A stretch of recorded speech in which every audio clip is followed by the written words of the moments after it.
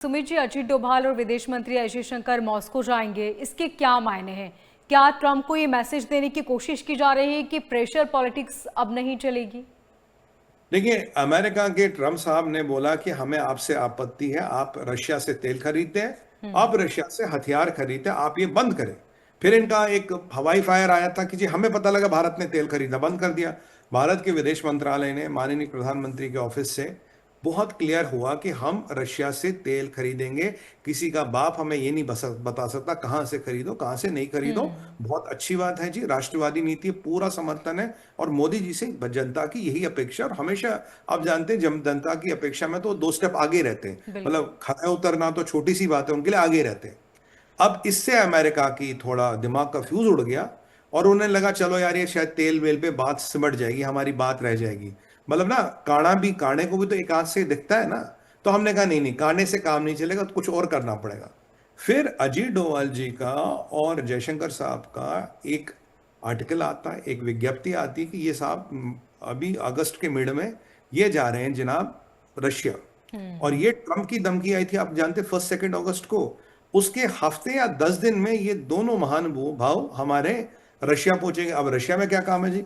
Russia जाएंगे Su-57 की deal पे बात करने और S-400 की डील पे बात करने। पहले बात करेंगे Su-57 की। Su-57 में एक टाइम में हम डेवलपमेंट के पार्ट थे, फिर हमने कुछ कारणवश उस डेवलपमेंट प्रोग्राम से निकला, कुछ टर्म्स एंड कंडीशंस का मतभेद था, जो भी था। अब रशिया ने हमें बोला आप हमसे Su-57 ले लो। हमने बोला हम देखेंगे। फिर रशिया को ऑफर आया, बोला देखो जी आप देखो मत, आप इसमें पार्टनर बनो। हमने कहा हम देखेंगे।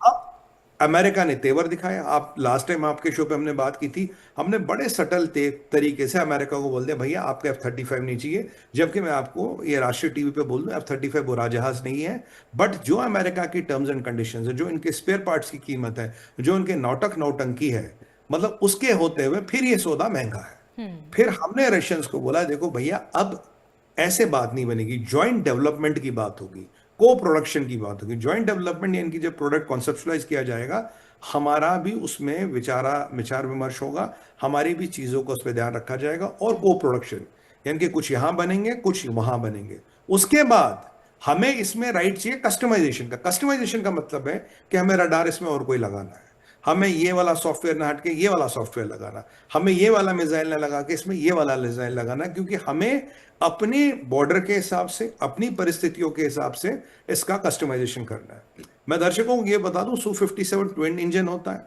इसमें 2 AI गाइडेड मिसाइल्स लगे हैं, ये एयर गाइडेड रॉकेट सिस्टम इसमें ऑलरेडी है। इसमें आपका ब्रह्मोस लग जाएगा। इसकी एंडोरेंस, इसका इंजन, इसकी एरोडायनेमिक्स बहुत अच्छे होते हैं। और जो इन जहाज़ों में सबसे इंपॉर्टेंट चीज़ होता है वो है पर फ्लाइंग ओवर कॉस्ट। इसका पर फ्लाइंग ओवर कॉस्ट F-35 से काफ़ी कम होता है। इसकी मेंटेनेंस लगभग हम भारत में कर सकते हैं। और जो हमारा MRO होता है, यानी मेंटेनेंस, रिपेयर एंड ऑपरेशंस, वो सारा भारत में होगा। हमें रशिया जाने की ज़रूरत नहीं है, हमें कहीं और जाने की ज़रूरत नहीं। और दशकों से हमारे पायलट्स, हमारे इंजीनियर्स रशियन सॉफ्टवेयर पे, रशियन मशीनों पे, यानी कि जेट्स पे काफ़ी ट्रेंड है। तो इसमें थोड़ा सा मैं अपना स्टेटस, मतलब ना, थोड़ा सा अपनी ट्रेनिंग बढ़ा के हम इस सिस्टम को बहुत खूब ही इंटीग्रेट कर सकते हैं। इसमें ब्रह्मोस हम लगा सकते हैं। और जो आज मैं आपको बता दूं, जो आज हम Su-MKI यूज करते हैं, ये जो रशिया से आता है और जो आज हमारे आसमानों में उड़ रहा है, ये ऑल टुगेदर डिफरेंट मशीन है। क्योंकि इसमें इतना कस्टमाइजेशन हमने कर दिया अपने जरूरत के हिसाब से, इतनी चीजों का हेर फेर, आगे पीछे, आदान प्रदान, जो हिंदी में बोलूं तो सरल भाषा में समझाने के लिए, जी। ताकि हमारे दुश्मनों को के हम छक्के छुड़ा सके। जो भी इसमें सामान लगाना, जो भी रडार या जो भी कुछ चीजें, वो पब्लिक डोमेन में बात करने की नहीं है, वो हम उसमें करते हैं। तो हम ठीक उसी तरह से Su-57 में भी चाहते हो। तो एक तो बात इसकी हो रही है, संभवतः सुनने में यह है कि रशिया इस चीज को तैयार है। ये इसका मसौदा तैयार किया जाएगा। आप जानते हैं कि पुतिन साहब बहुत जल्दी भारत आएंगे और भारत में आते ही पूरी संभावना है कि एक डील भी इसको लेकर साइन की जाए। जैसे ब्रह्मोस, आप ये नहीं कह सकते रशिया का प्रोडक्ट है, वो भारत और रशिया का जॉइंट प्रोडक्ट है। ठीक उसी तरह से Su-57 जो 5th जनरेशन फाइटर है, स्टेल्थ फाइटर है, भारत और रशिया का जॉइंट प्रोडक्ट होगा। कोई टेक्नोलॉजी ट्रांसफर की बात नहीं, कोई छोटे मोटे रिपेयर की बात नहीं जी। एक जॉइंट प्रोडक्ट विद प्रोडक्शन, को प्रोडक्शन, डिजाइन और कस्टमाइजेशन। और नेचुरल सी बात है, स्पेयर भी यही होंगे, सपोर्ट भी यही होगा। तो जिन जिन चीजों पे हमें अमेरिका और ट्रंप फंसाना चाह रहा था, जिन चीज वो चाहते थे कि F-35 भारत का एस फाइटर बने, और जब ये चाहे तब उसका स्विच घुमा दे। F-35 में एक चीज होती किल स्विच। किल स्विच का मतलब है अगर आप चाहे तो वो जहाज स्टार्ट ही नहीं होगा, या अगर स्टार्ट होगा भी तो उसकी जो अवेलेबिलिटी फ्लीट की है, मान लीजिए भी आपके पास 100 जहाज है, इसकी अवेलेबिलिटी 100% है, आप 30-40 जहाजों को निष्क्रिय कर सकते हो, तो आपकी फ्लीट की अवेलेबिलिटी 60% हो जाएगी। पर वो सारे प्रॉब्लम हमें इसमें नहीं होंगे, क्योंकि इसका सारा हिसाब किताब ही हमारे पास होगा, इसमें ऐसा कुछ सिस्टम ही नहीं लगा है। तो ये ट्रंप को हमने पहली बार बहुत क्लियर संदेश दिया है कि भैया तुम्हारा F-35 गया तेल लेने, तुम अगर ये हवा के घोड़े पे रहोगे तो कोई बात बनने वाली नहीं है। हम रशियनों से बात करो, बाज़ाबिता हथियार खरीदने हमारे नेशनल सिक्योरिटी एडवाइजर और हमारे विदेश मंत्री जा रहे हैं। ये तो हो गया Su-57 की बात। अब आते हैं S-400 पे। आप जानते हैं S-400 बहुत घातक मशीन है, और ये पाकिस्तानियों ने बड़ी प्रोपेगेंडा की थी जी, S-400 हमने उड़ा दिया। अगले दिन ही मोदी जी ने वहां जाके भाषण किया था, और पाकिस्तानियों के तो मतलब सूखे कुएं में कूद कूद के 5 जनरल मरे थे, ऐसा मेरे सुनने में आया ऑन द लाइटर नोट। तो जब ये चीजें हुई तो S-400 के हमने 5 बैटरियों के ऑर्डर दिए थे, 3 आ गई, 2 नहीं आई। अब जो बात होगी, जो डेवलपमेंट होगी, जो सूत्रों से खबर आ रही है, जिसका हमने अध्ययन किया, वो ये है कि भाई हम रशिया से कह रहे हैं आपने जी 2 बैटरियां डिले कर दी, पुतिन साहब कहेंगे हाँ जी बिल्कुल हो गया, आप जानते हैं यूक्रेन के साथ युद्ध चल रहा, कोई बात नहीं। अब हम उनको कह रहे हैं भाई अब आगे क्या करोगे।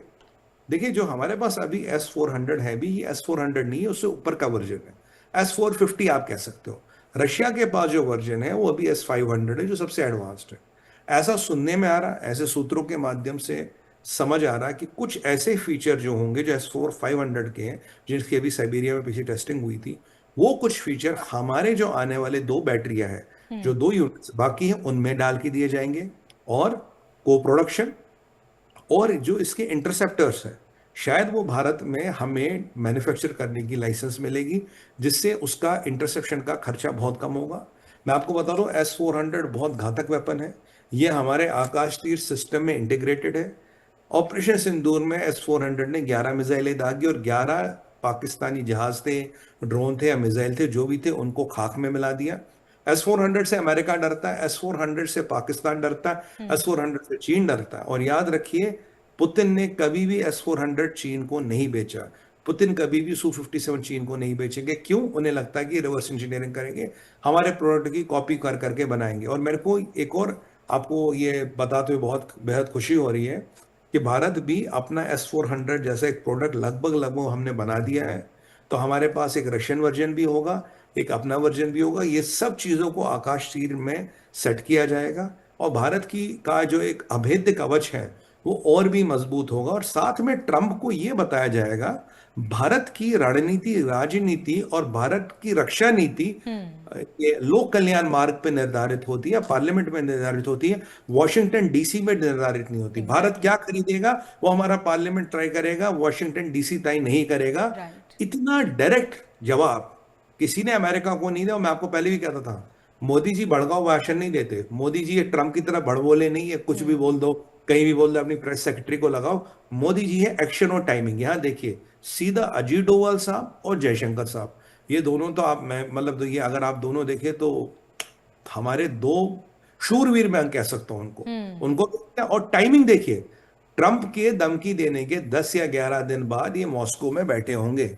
अब बताइए ट्रंप की इससे बड़ी कोई फजीयत हो सकती है? कोई इससे बड़ा उनका मतलब क्या बोलूं मैं, कोई इससे बड़ा जुलूस निकल सकता है किसी का? मैं तो इसे बोलूंगा जियोपॉलिटिक्स में जुलूस निकलना, क्योंकि पूरी दुनिया देख रही है जी इसको, ये आइसोलेशन की बात नहीं है। राइट।